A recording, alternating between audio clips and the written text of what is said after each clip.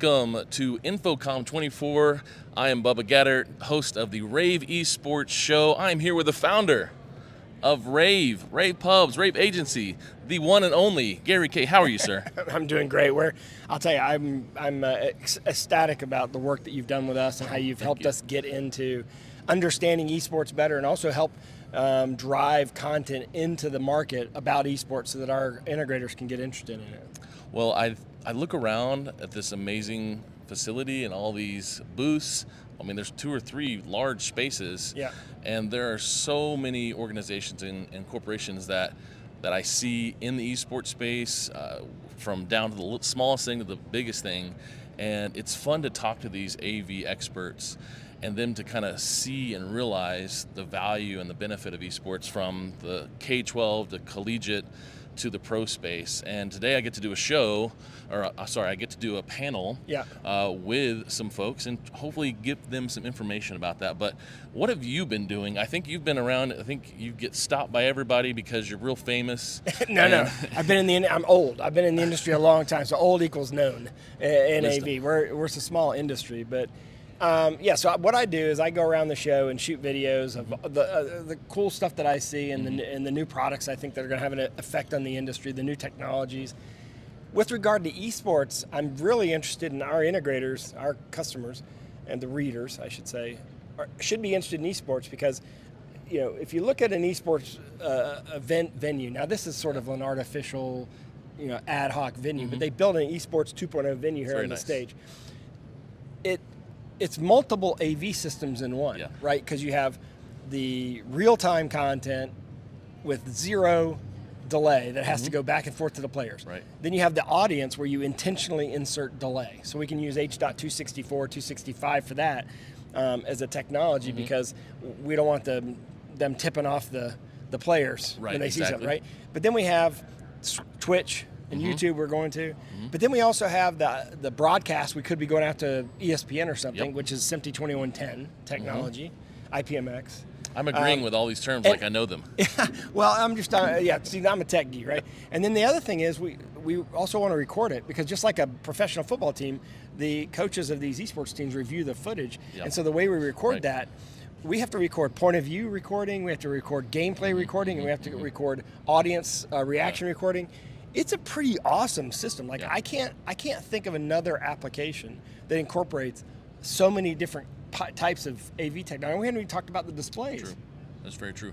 And to look around and see what is provided, these students that are playing, there's 6 teams that are playing this week, from GCU to Faulkner to UNLV, Talladega. There's a few more that are out here playing, and they've come and this is home to them, and they feel welcomed, which it's great because that's one big thing running esports events is definitely applying that welcoming attitude, and I think that's been great about InfoComm and what you guys have been doing as well to provide this, because not only that, but the tribute to Brad was really, really great, and I'm glad there were so many people around yesterday, and it was a huge thing. I know I was recalling that he was going to be on the esports show last November. He was going to be on our 3rd or 4th show. So they dedicated this esports venue to him here at InfoComm, and this is a venue that only is during the show, but it was his vision, right?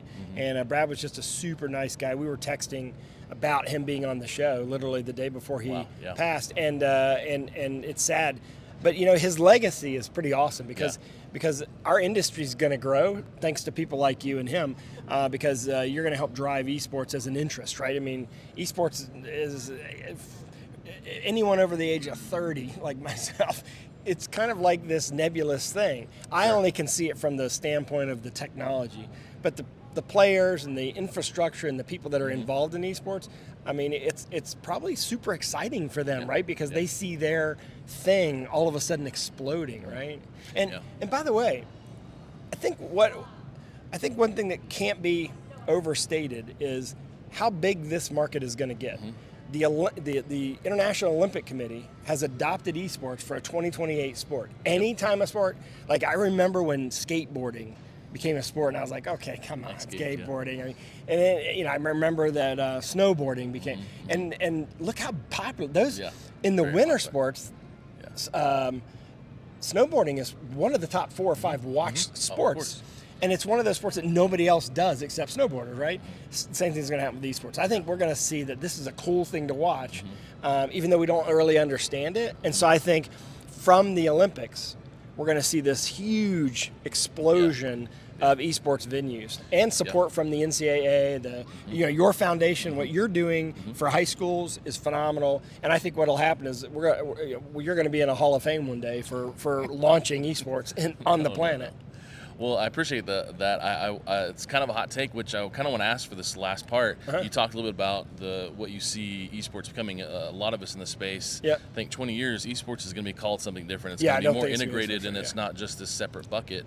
But I kind of want to take this time to fill out your future-minded thinking and this hot take in the AV space, maybe inside, outside esports, whatever you want to go. What's your hot take about the next 5-10 years in AV? What's the future tech that we need to know about? Because you're on the cusp of everything and knowing what's happening.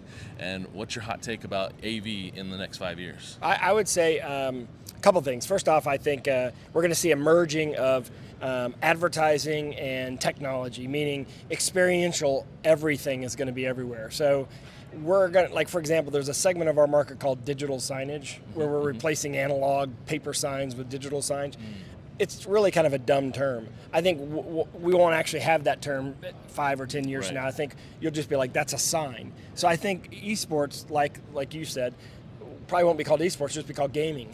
It'll just be what it is, right? I mean, and there'll be gaming teams, right? I mean, so I think the first hot take I'd say would be displays everywhere. You're going to see display technology. LED is an example of that. Flat panel display technology, projection technology everywhere. Everywhere we walk, everywhere we go, we're going to be entertained all the time.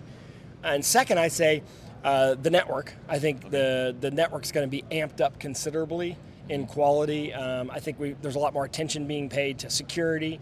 And then third, I would say that we're going to see a lot more compatibility between disparate products. Right now, we have Apple with their own ecosystem. We have Windows with their own ecosystem. You have the Microsoft Xbox stuff. You have the PS5.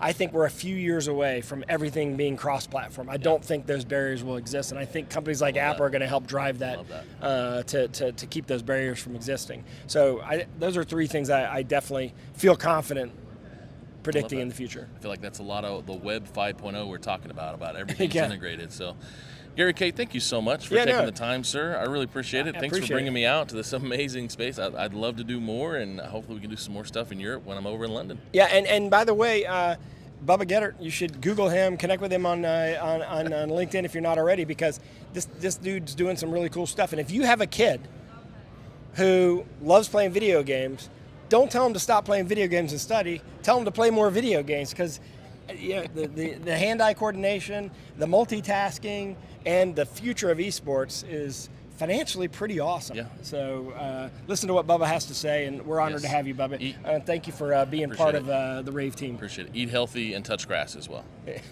Thanks, guys.